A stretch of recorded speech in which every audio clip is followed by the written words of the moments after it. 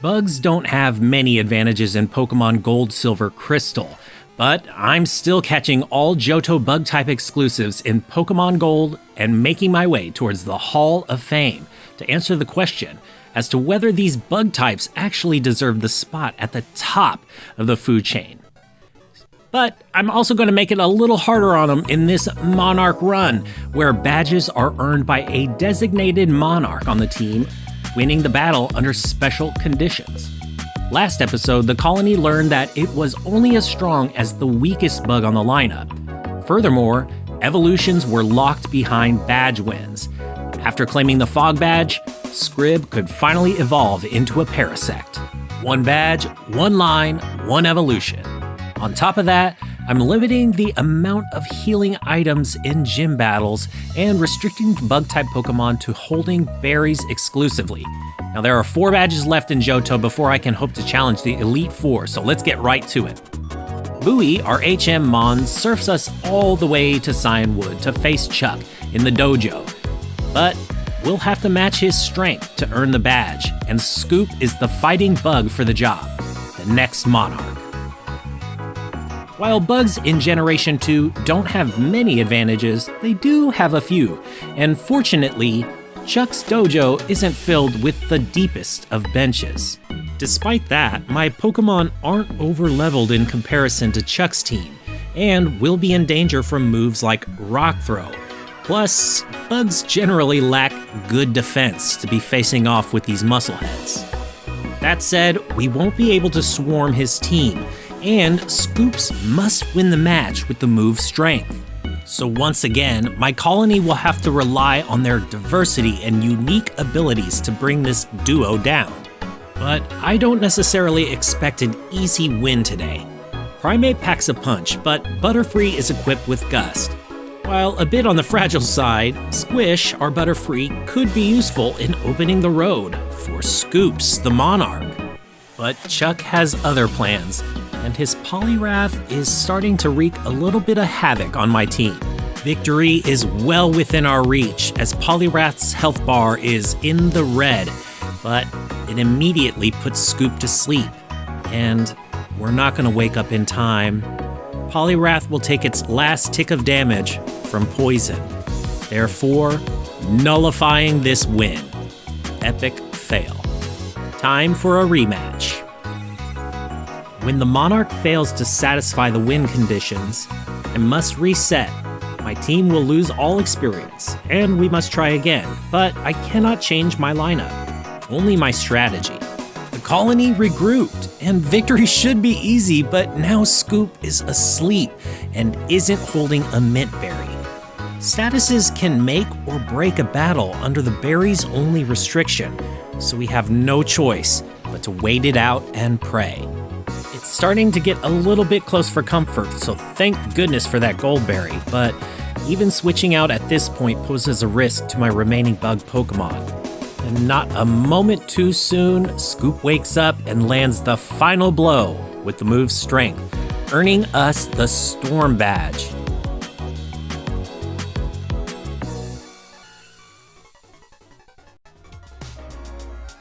Johto is home to a few more new strange bugs we didn't see in Generation 1, and Shuckle is one of them obtainable in Gold. Without trading, that is. Yes, that means no Scizor for this Monarch Run. Shucky, though, might need a little TLC. Jasmine's waiting at the lighthouse, but I need to make some preparations and modify the lineup before we take her Steel types on with Blitz, our Scyther. So since it's such a beautiful Saturday here in Johto, why not head back to National Park and catch that Venonat we gave up for a Pinsir last time at the bug catching contest. We'll train it up for a while, but I'm not going to let it evolve just yet. If it can prove itself worthy and help the next Monarch Blitz secure the mineral badge, we can evolve it. Johto is and has been brutal for my bugs, and even if we can manage a victory, it's going to be tougher against Price and Claire. Essentially, we have no effective moves against Jasmine's Magnemites and Steelix, so berries and status-inducing moves like Supersonic can help us, But I gotta tell ya, it's looking rough. Even so, despite Scrib's efforts to keep Jasmine's team asleep, my bugs are struggling to find a crack in her armor, meaning even her measly Magnemites can bring the colony to its knees. Wait, do bugs have knees? Either way, Blitz is gonna have to build some momentum with Fury Cutter in order for us to claim this badge. But Scyther's survivability is greatly jeopardized by Paralysis, Thunderbolt, and Rock Throw.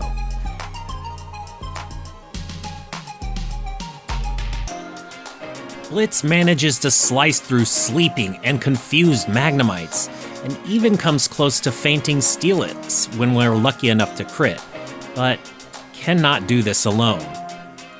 Shucky will not play much of a role in this battle as it trades all of its attack for high defenses. Regardless, it still serves a function in this colony as it allows me to stall and heal Blitz for the next round of Fury Cutter.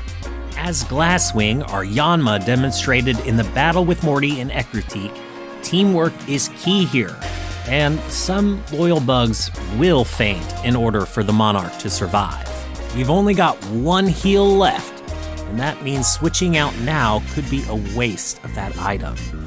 With that, Shucky goes down, and it's time to throw in our next contender. Scrib is back in order to put Steelix to sleep. Slumbering foes could wake up in 2 to 5 turns, so we have to make this count. Once Steelix drifts off, we'll need to manage its stats. Threads can slow this terror down and deal some neutral damage with Nightshade, something we'll have to do since Blitz had to retreat for healing. To make matters worse, Jasmine heals her ace. It would be far too risky now to attempt victory with Fury Cutter. So the colony must adapt. Threads can help us bring Steelix's HP to a range manageable enough for our Monarch, but it's still quite risky as it wakes up quickly this time. The colony is in rough shape. It's now or never. Even though I have one more heal on hand, it would be reckless to use it on Blitz if it takes a hit. And the same goes for Scrib, but fortunately, Spore is the most accurate sleep-inducing move available. Now, if Steelix wakes up too soon, it's over. The worst things that could happen now would be missing with Fury Cutter, Steelix waking up immediately, or the most painful in my opinion, needing to land the last hit and then being crit with one Rock Throw. In an astonishing turn of luck, Blitz manages to land the final blow with Fury Cutter, securing us the Mineral Badge, an evolution, and the right to scurry along to Mahogany Town to face Price. Price and his Ice-type trainers, however, will most certainly be another challenge, because as previously stated, the last 2 gyms in Johto will be challenged a bit differently. But first, I think I've waited long enough to evolve Dustin, our Venonat, into its final form, Venomoth, which will become greatly useful given its special abilities. We had to miss out on a few moves because evolutions were delayed, but by waiting a bit longer to evolve this Venonat, we now have Psychic-type coverage, and my bugs can only learn Bug, Poison, and Normal-type moves by TM. But as they say, better late than never, because as we face increasingly difficult trainers, we will need all the help we can get.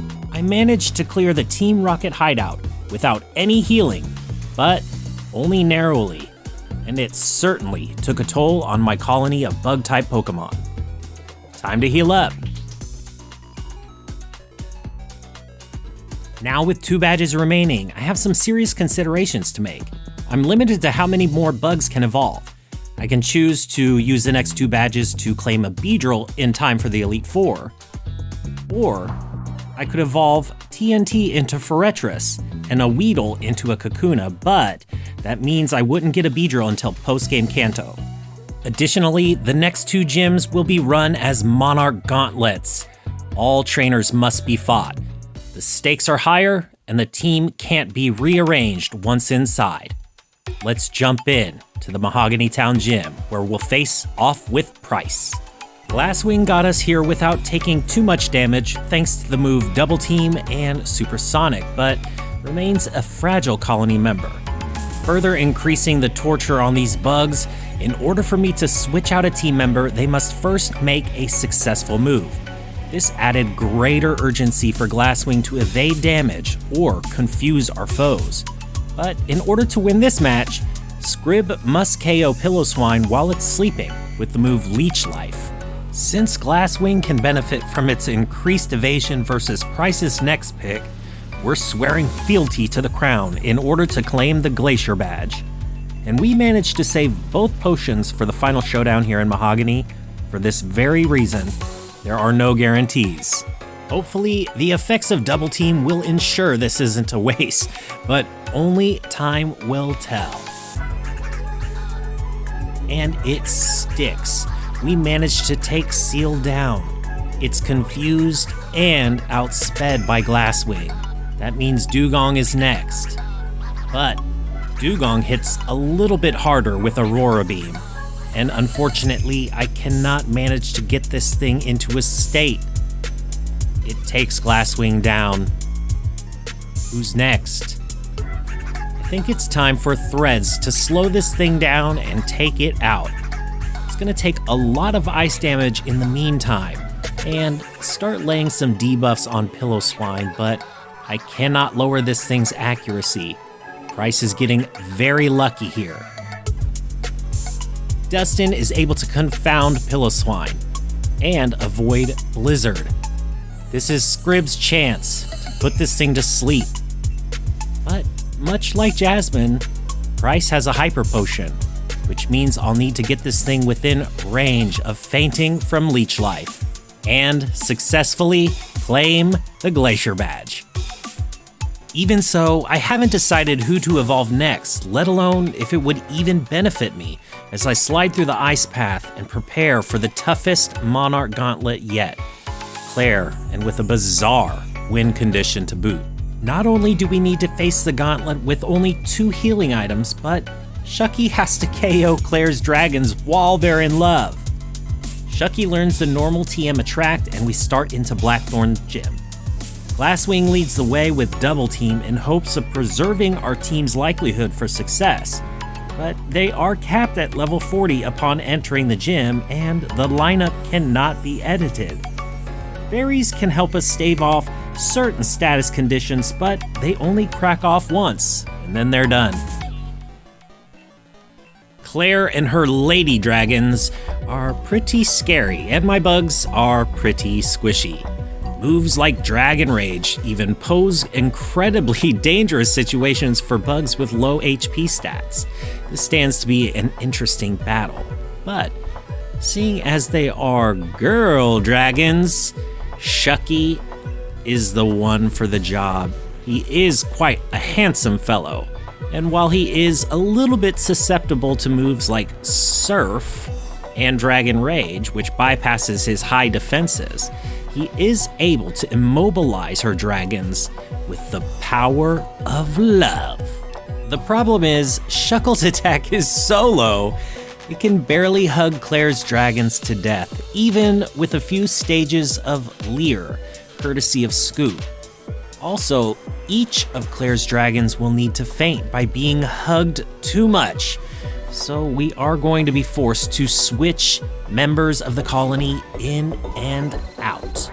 Kingdra's Surf does a lot of damage to Shucky and can lower the accuracy of Wrap and Constrict, so it's all hands or legs on deck to get this thing subdued. Kingdra won't snooze forever, and when she wakes up, she could easily squash the last 2 members of the colony. But no risk, no reward. Shucky's back in to play hard to get. If love doesn't stop Kingdra in its tracks, Shucky may need to rest soon, because we're all out of potions at this point. But finally, Kingdra goes down, reeling from defeat. That leaves 2 Dragonairs left to Love Bomb in order to claim the Rising Badge, but each one is still a significant threat despite not being considered Claire's ace. The colony munched through our store of berries for this gauntlet, but with rest in Shucky's repertoire, Dragon's Breath is a little less scary. However, Scrib is still vulnerable, but necessary in order to preserve the power points for Wrap needed, on the basis that it deals almost no damage. Albeit, it does deal damage while Shucky is asleep. That is, if you can get Shucky to use it before it absolutely needs to rest. Because while sleeping, a few surfs could wash this bug away, if it weren't for Shucky's charm. Attract has 50% efficacy, so while it didn't always immobilize Claire's dragons with love, it certainly made for an interesting battle. And now that we've claimed 2 more badges, I'll have to decide who to evolve next and explore bug husbandry in Goldenrod. I've been I Want Your Burger. See you next time.